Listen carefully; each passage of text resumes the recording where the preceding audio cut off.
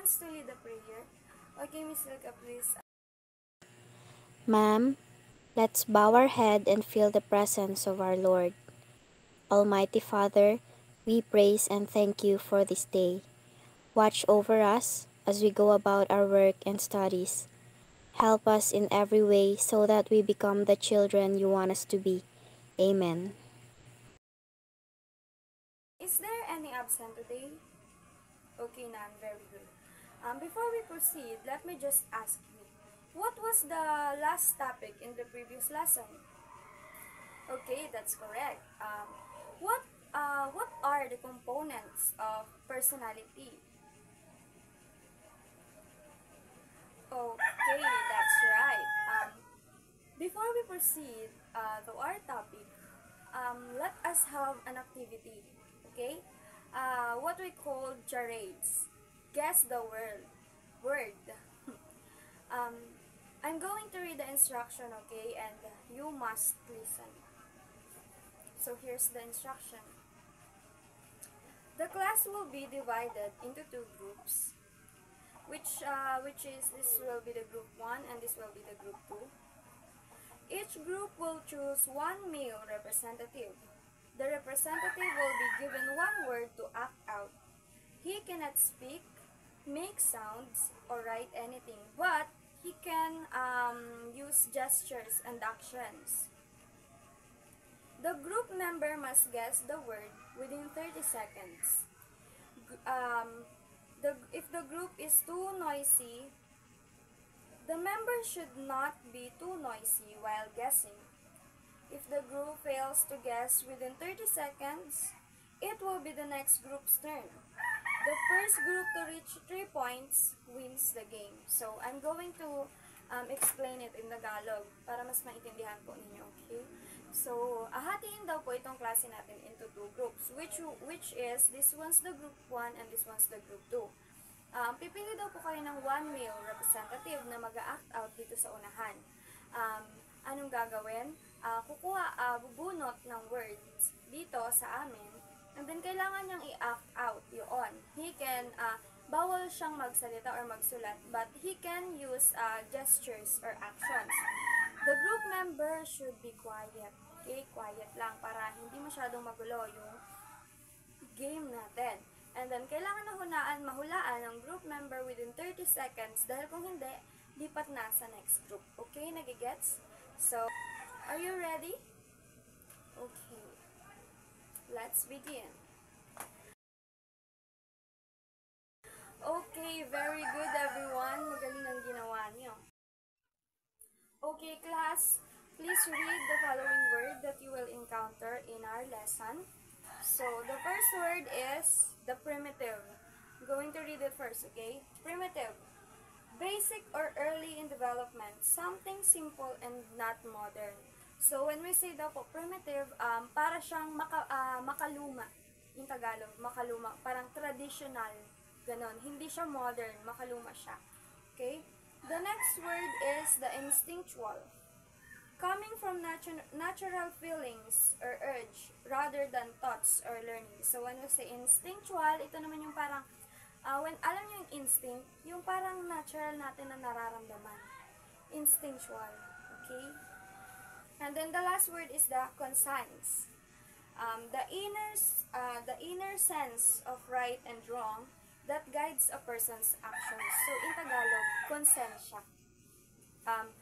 Yung iba, pwedeng alam na yung conscience, yung iba din, pwedeng hindi. So, here's the word na pwedeng ma-encounter nyo sa lesson natin. At least, meron na po kayong idea kung ano yung words na yan. And that's all for my report.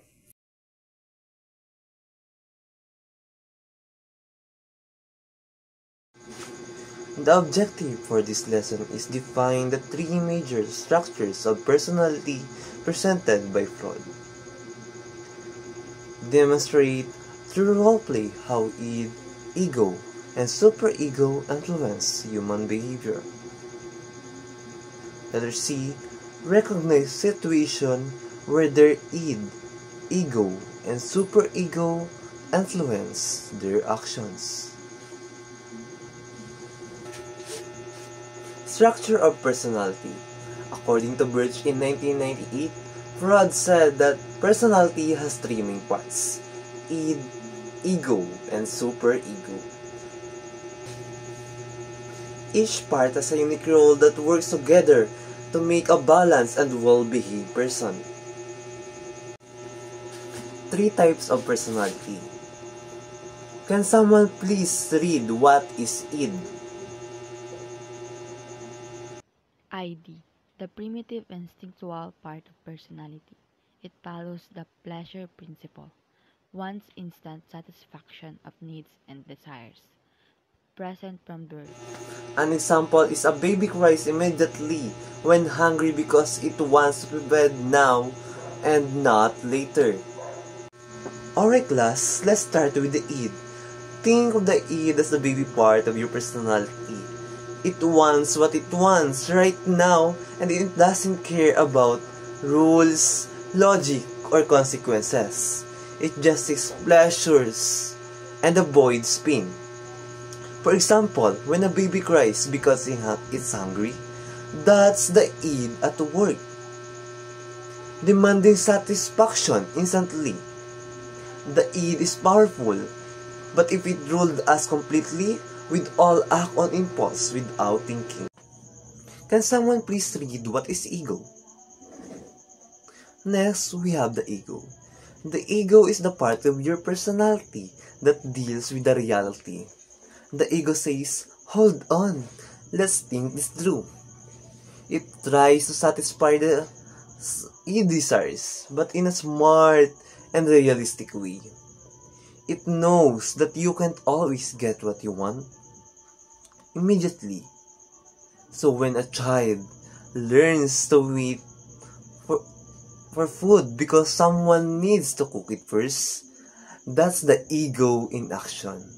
It's like a manager keeping peace between your wild desires and the real world. Can someone please read what is ego? Reality principles part of personality. It understands that desire can always be satisfied right away. Act as the manager or executive that balance the in and the outside world. Next, we have the ego. The ego is the part of your personality that deals with the reality. The ego says, hold on, let's think this through. It tries to satisfy the id desires, but in a smart and realistic way. It knows that you can't always get what you want immediately. So when a child learns to wait for, for food because someone needs to cook it first, that's the ego in action. It's like a manager keeping peace between your wild desires and the real world. Can someone please read what is superego? Superego, the moral conscience, tells us what is right or wrong, develops around age 4 to 6 from parents and society, represents moral standards, guilt, and Example, ideals. feeling guilty after lying to a friend because your superego remind you is wrong.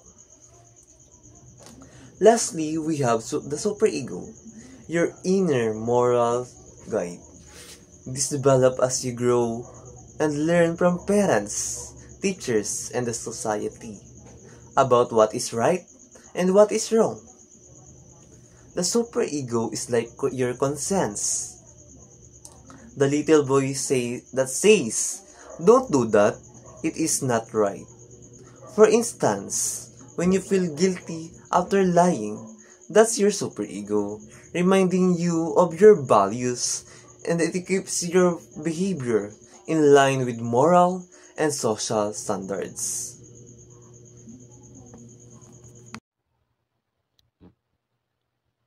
Thank you, Sir Vincent. From the discussion earlier, what might happen to a person if the ID becomes too powerful? Anyone who can answer? That's correct. If the person ID wins, he or she might hurt others. Why? Because the person will become too selfish, self centered, and childish.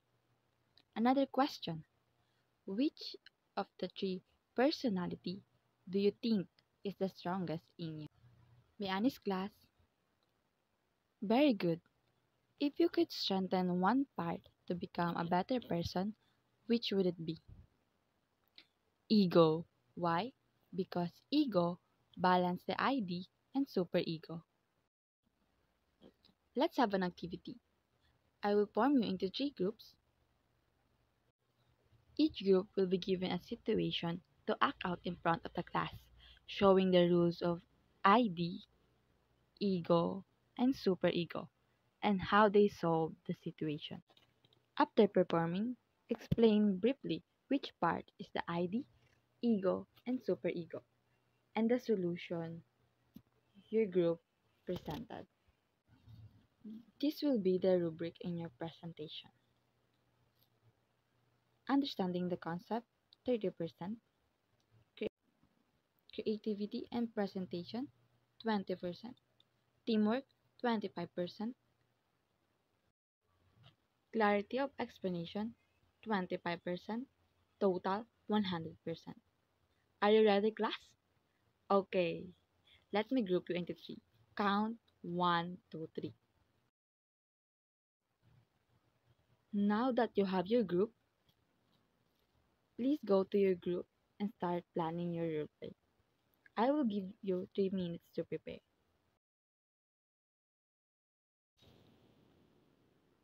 Let's start. Group 1, you might go.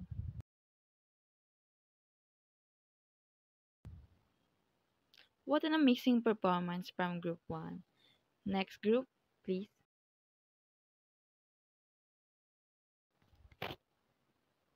Another good performance. Thank you, Group 2. Last group, proceed.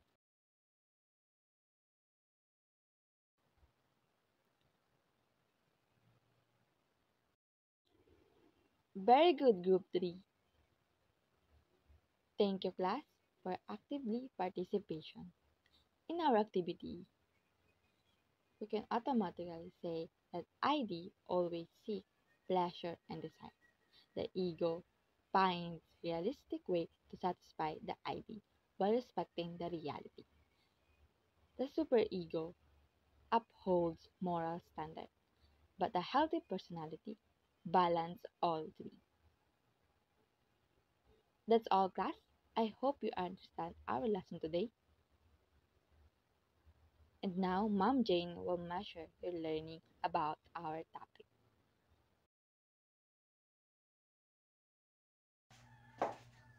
Write a short essay, explain your understanding about ego and superego. Write your answer in a short paragraph, 5 to 8 sentences.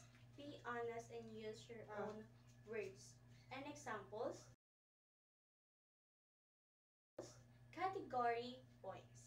Content 10, understanding 5, clarity 5, total 20.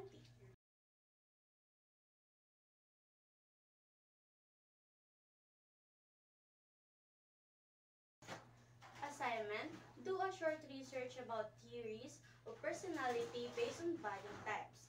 Answer the question below in your notebook. Number 1, who are the Chris Schumer and William Selton, and what are they known for its psychology? Number 2, what do you think as the connection between a person's body type and their personality?